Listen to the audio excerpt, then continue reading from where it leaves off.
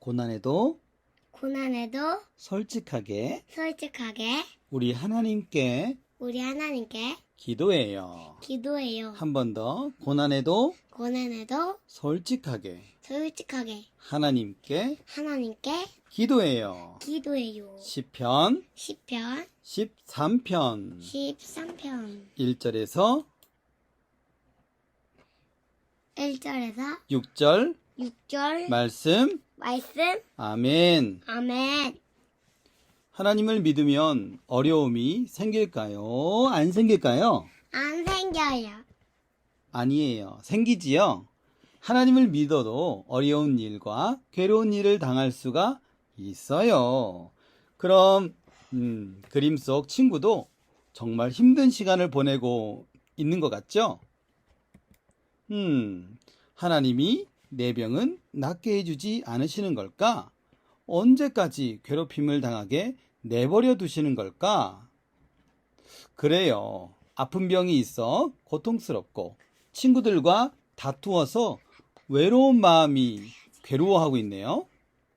하나님께 기도해도 달라지는 것이 없는 것 같아요. 없는 것 같아요. 이럴 땐 어떻게 해야 할까요? 이럴 땐 어떻게 해야 될까요? 오늘 킹덤 스토리를 배우면서 하나님 나라 백성은 이렇게 힘들고 어려울 때 어떻게 해야 하는지 배워보도록 해요. 오늘 읽은 시편 13편은 탄식 시편입니다. 탄식 시편 네, 누가 만든 걸까요? 하나님. 네, 다윗이 만든 시편이에요. 다윗은 고난을 당해서 가장 고통스럽고 아프고 슬플 때 이 시를 지어서 누구에게 드렸죠? 하나님. 다윗 왕에게는 항상 좋은 일만 있는 게 아니었어요. 사울 왕은 다윗이 왕이 되기 전에 죽이려고 했어요. 다윗은 사울을 피해 이리저리 도망다녔어요. 한 번은 다윗이 도망갈 곳을 찾다가 가드 왕 아기스에게 찾아갔어요. 그들은 단번에 다윗을 알아봤죠. 이봐, 저 사람은 골리앗을 죽인 다윗 아닌가? 사울은 천천히요, 다윗은 만만이다 라는 소문이 자자하던데? 다윗은 그 이야기를 듣고 미친 척을 했어요. 대문짝을 손톱으로 팍팍 긁어대고 침을 질질 흘려댔어요. 왜 미친 척을 한 걸까요? 잘못하면 아기스 왕이 다윗을 죽일 수 있었기에 살고 싶어서 미친 척을 한 거예요.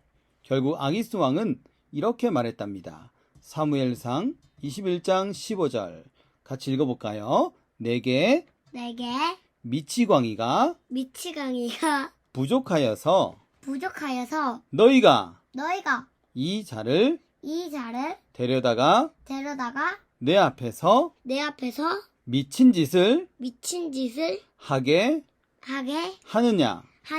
이 자가 어찌 내 집에 들어오겠느냐?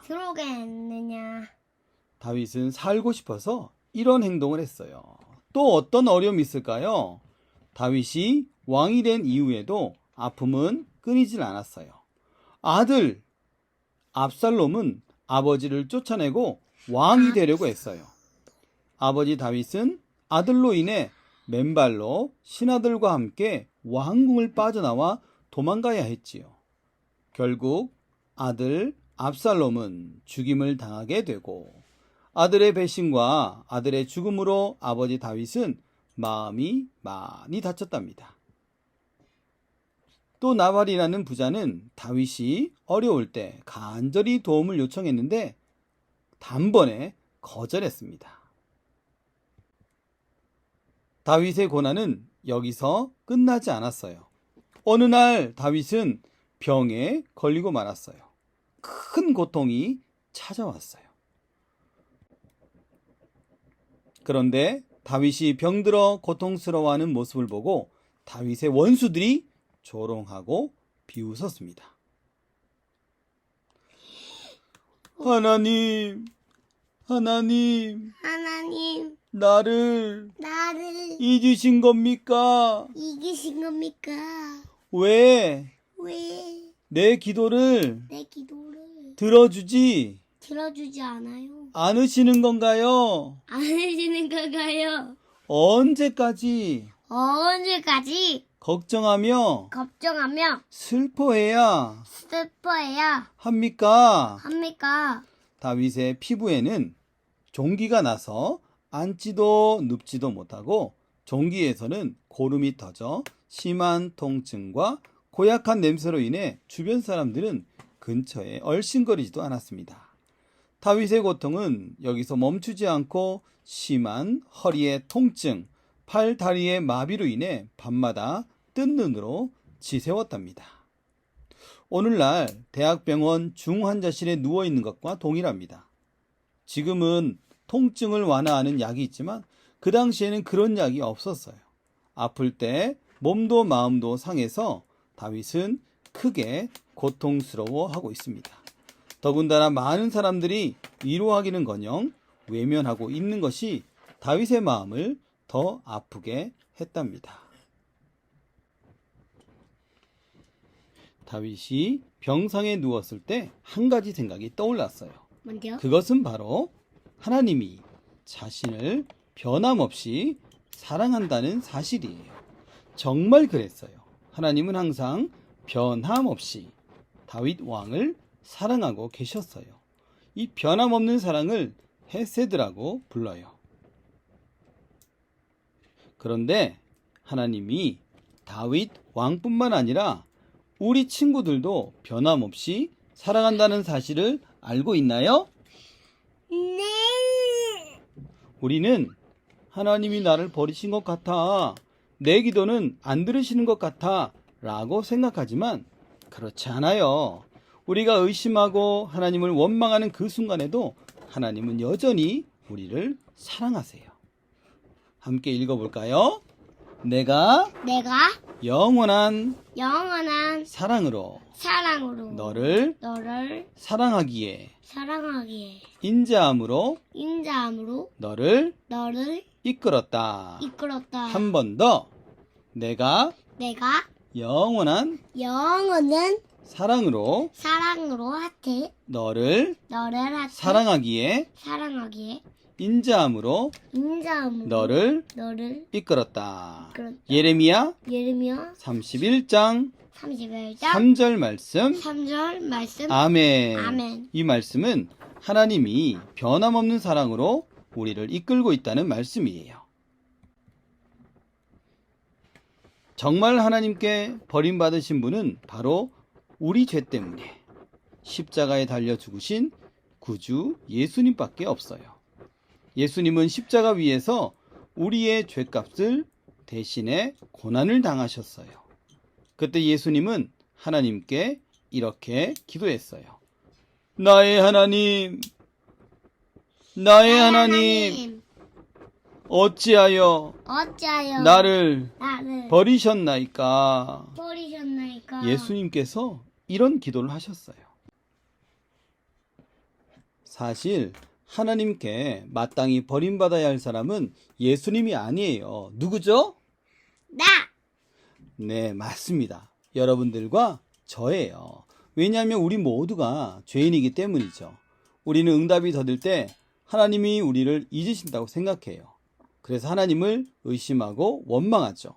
그러나 꼭 기억해요. 하나님의 사랑은 변함이 없어요. 하나님의 아들이 우리를 대신해서 하나님께 버림받으셨어요.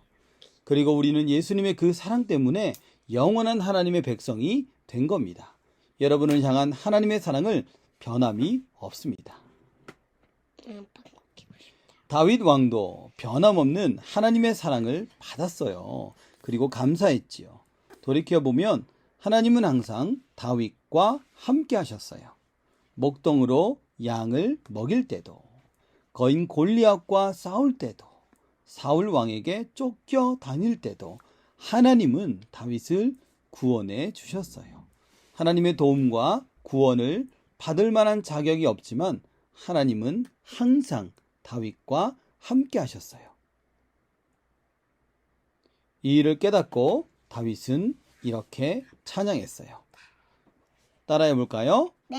주께서 주께서 내게 내게 은혜를 은혜를 베푸셨으니 베푸셨으니 내가 내가 여호와를 여호와를 찬송할 찬송할 것입니다. 것입니다. 한 번 더 주께서 주께서 내게 내게 은혜를 은혜를 베푸셨으니 베푸셨으니 내가 내가 여호와를 여호와를 찬송할 찬송할 것입니다. 것입니다. 아멘. 아멘.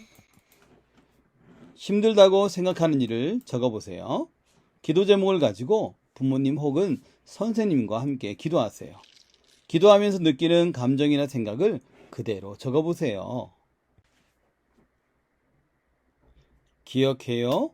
따라 읽겠습니다. 우리를 우리를 구원하시는 구원하시는 하나님을 하나님을 끝까지 끝까지 믿고 믿고 기도하겠어요. 기도하겠어요. 아멘. 아멘.